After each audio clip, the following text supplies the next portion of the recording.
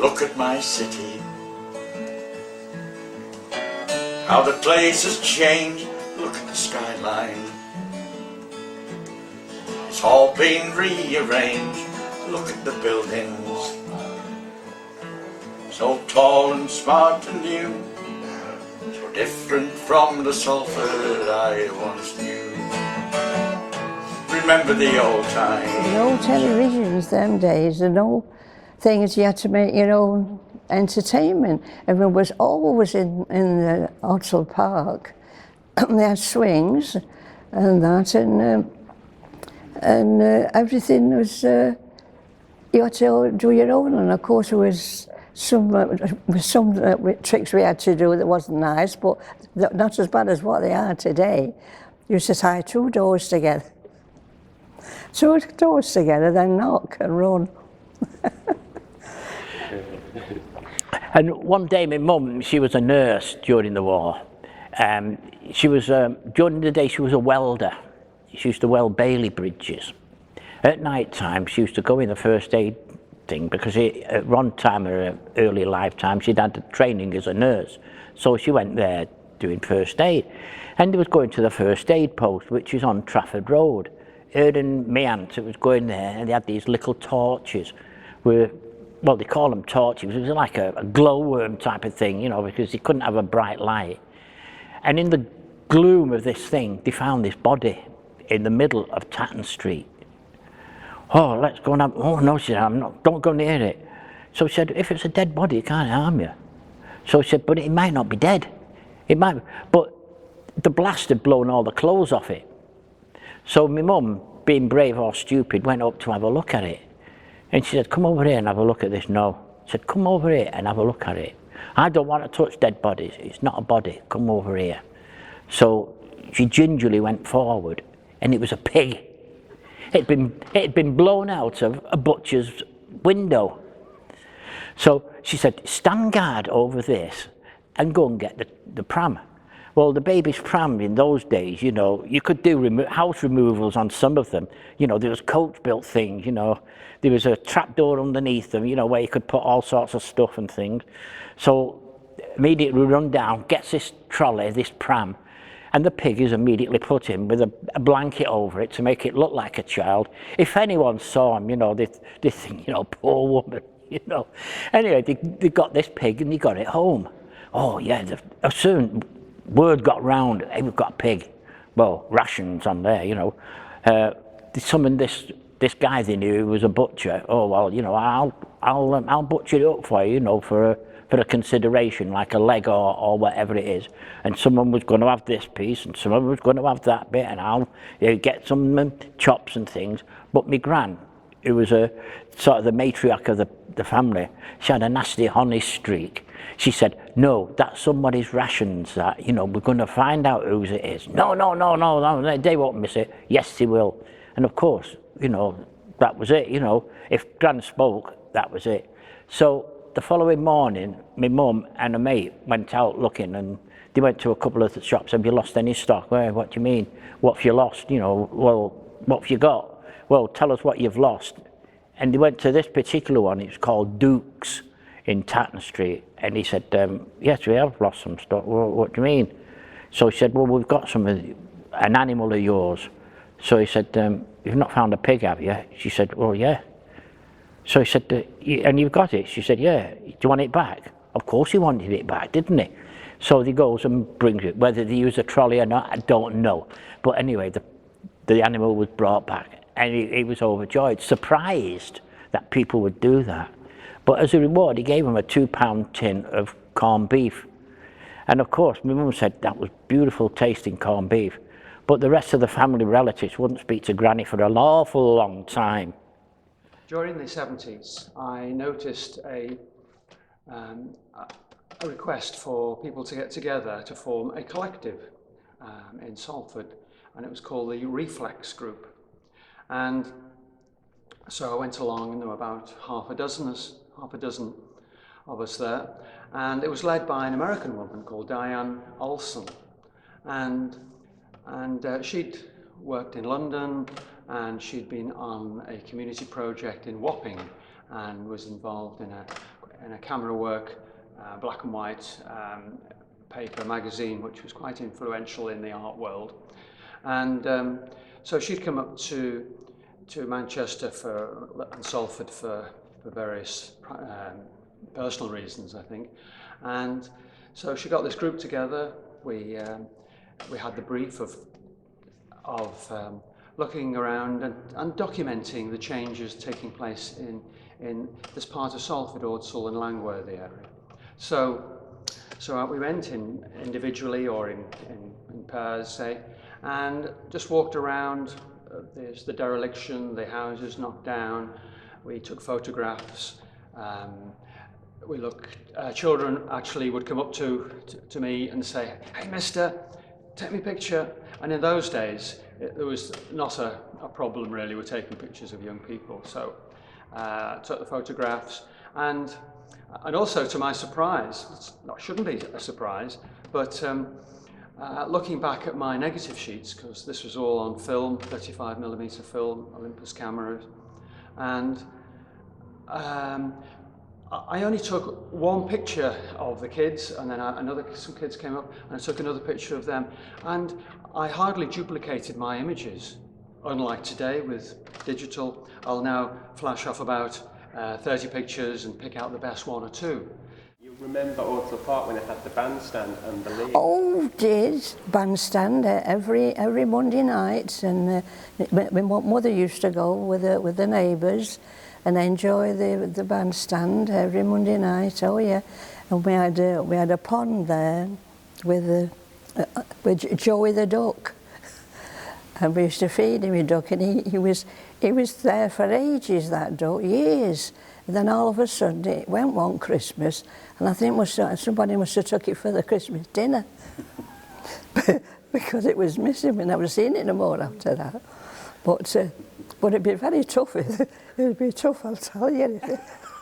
The years he'd been in that pond, you know. I've come here today to have a look at the heritage in the church. God bless her, if my mum would have been here, you'd have probably seen pictures of my mum on from Humphrey Booth's, where she used to go.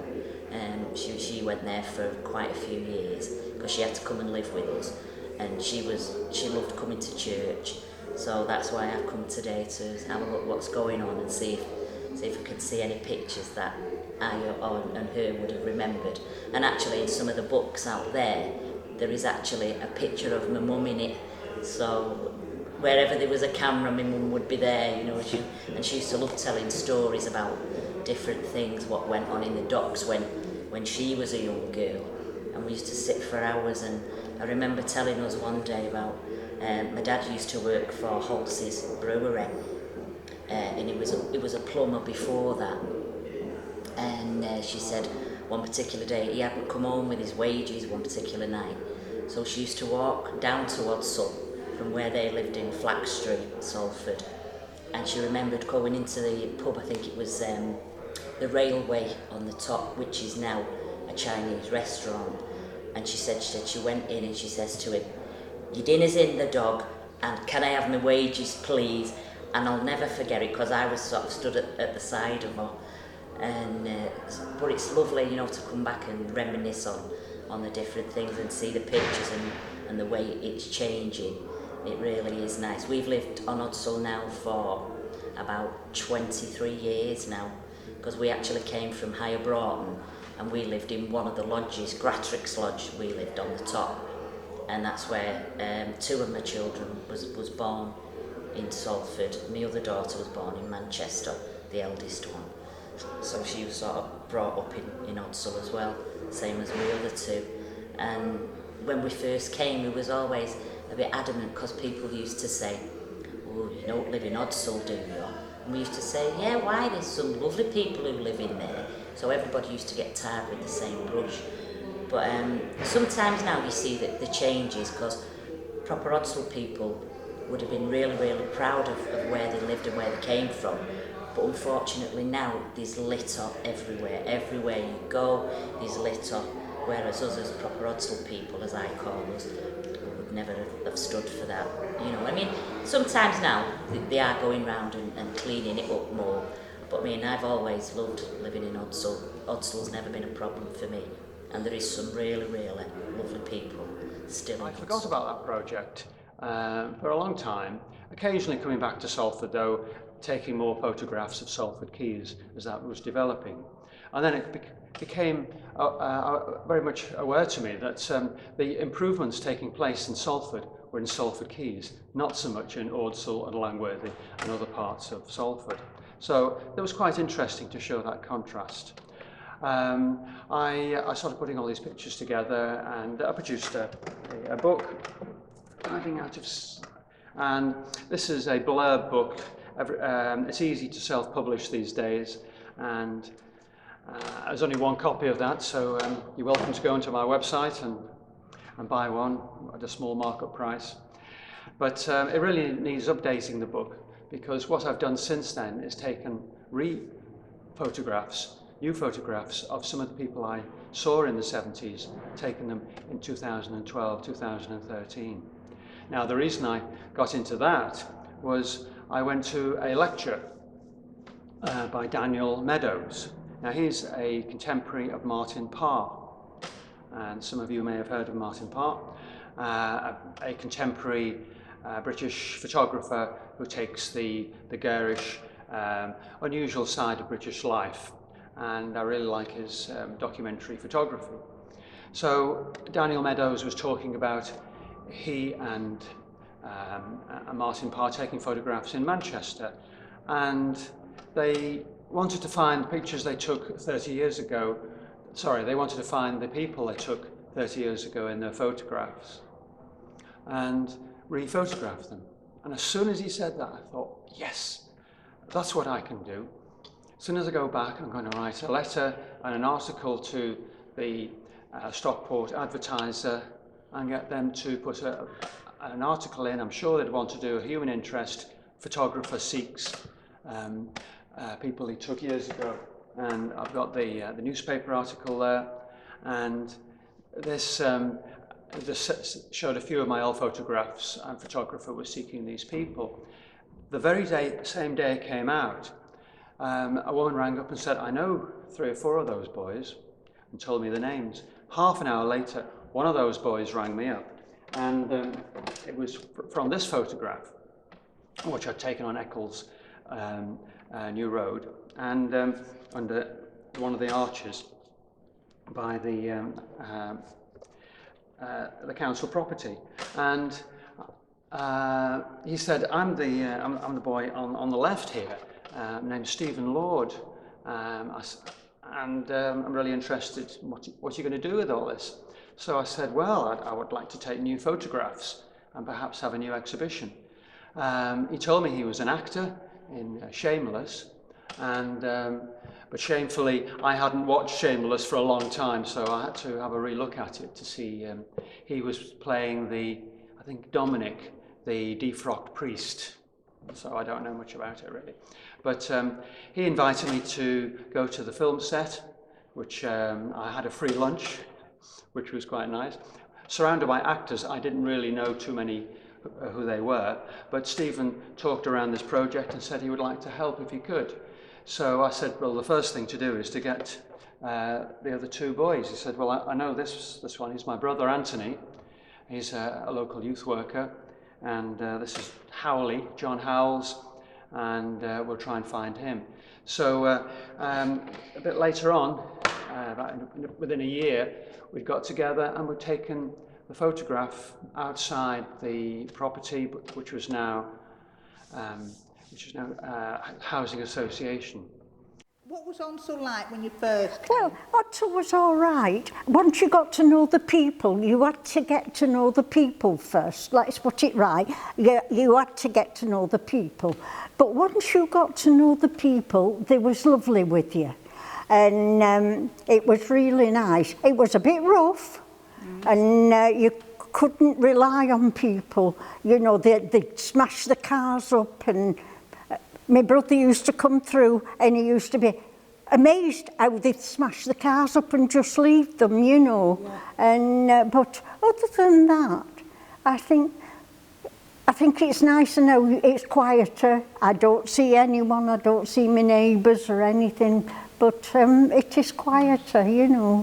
Did you have a job or, you know, what? No, I didn't have a job. I had to find one right away. So where did you find one? I found it on the UCP on Eccleston Road there. Right. And what did you do? I worked in the kitchen, and they was that impressed with me, they made me up a cook. And then that closed, and this lady said to me, would you like to come and work for me? And I said, well, I need a job.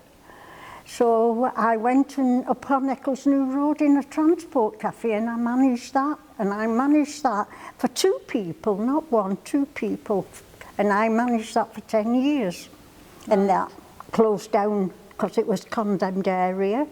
And I managed to get a job at the UCP, and they wanted to send me to Little Orton. I said, no, you're not sending me to Little Orton, it's too far, I can't get there, I can't get to work. So they said, but you'll have to go. I said, no, I won't have to go. I said, you can put me in Ordsall. And this is how I come to get in Ordsall. So actually, I've actually lived in Ordsall itself for 37 years. At one time, when you went up to Cross Lane, there used to be it was like, not shopping area, it was just stalls and that. And it was good. You could get anything. And it was same on Salford Precinct. You could go on the stalls and you could get anything. You could get good wool, and well, you know what I am for knitting. And you could get good wool and you could get this, but you can't now. No. And you go in pound shops and it has 3 for £2, and it's a load of rubbish you're buying. Yeah. You know, so things have altered so much, and I don't think it's for the better. No. Myself, quite honestly, I do not think it's for the better. I mean, the people don't mix with you the same or anything like that. So... Well, I was a bit scared really, because I never lived in Salford, and I wasn't sure what the people would be like. And that bothered me, because all your friends are where you live, aren't they? And you were leaving all your friends. But as soon as you get into Salford, my God, I think I was only here 5 minutes and the neighbours was talking to me, because if you've got a baby, that helps. As I say, he was 10 weeks old, and I had his pram outside, and I was putting him in it, and then this old lady, Mrs. Fitzgibbons, Teresa, she came along, and she said, "Oh, isn't he beautiful?" And then she was talking to me. Are you moving in here? And I said, yes. And she started talking to me. Then the lady next door but one had a lot of children. She started talking to me all about children, and you get to know them. And then Lily, who lived further up, we became quite good friends, and the 3 of us moved together because we had big families. We were waiting for the 4-bedroom house on Guy Fawkes Street facing the hall. So we all moved on the same row as well. So I found they were very helpful. The people in Salford I found were very helpful, very friendly, and I enjoyed it. Everybody from everywhere come to Regent Road shopping. When we lived in Cheetham Mill, my mum used to always shop at Land's, and there was a pub on every corner. I believe so. And on Trafford Road, there was a pub on every corner. Yeah. And she was a very tough lady, Vinegar Vera, because I never got on the wrong side of her, because I didn't drink, but I used to like to have a shandy with, you know, mint in and that, and ice cube. But she drank a lot, and when she was drunk, you don't say boo to her, you know, so you'd sort of... But my daddy used to mind Arthur John. We only had the one then. While Arthur took me, he said, take her out for an hour. I'll mind AJ. So he used to mind, because his name was John, my dad and my brother. So they used to mind Arthur John. Well, my dad did. My dad used to mind Arthur John. And then when we went out, we'd go in the Clues, because it was just across the road. It was on Trafford Road. So it was just across the road, so it was convenient for us. But oh my God, you have to be careful in there. It's like me, I was only, when I had Arthur John, I was only 20. So, like I'm 77 now, I can remember her 67 years after. There's not many people can remember 67. So she really is, what do you call it? A legend. Yeah, she really is in her own right. She's a legend. Because she, and Mike is really, because he was always with her. Everybody knew him. She was written into this play specifically because people would identify who she was. Oh yeah. So Everybody knew Vinnie Guevara. That's what I'm saying, she's a legend really. I still remember her. And you mention it to most people in Salford that have lived here for a while, and they know about vinegar. You were saying before about at the outbreak of the war you were sent away, evacuated, and then you came back as a 14-year-old. And you said you went straight into a job. Yeah. What job was that? Oh, it's not a very good job. Threading cords through men's pyjamas. But I only stayed there a week. Then I went and got another job. That was boot binding. That was a good job. Blackfriars Road, I think it was. That was a bit further away. And that was a good job.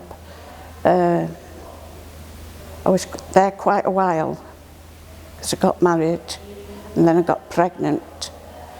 But they didn't keep your jobs on then. How did you end up in bookbound? That's quite an unusual trade. I can't remember how I got it. Somebody must have told me about it, you know, and then I went. And then I went from there. I went to the box makers in Ordsall Area. That's local. That's local. Well, I was there a while, and then it closed down. And then I went to another box makers in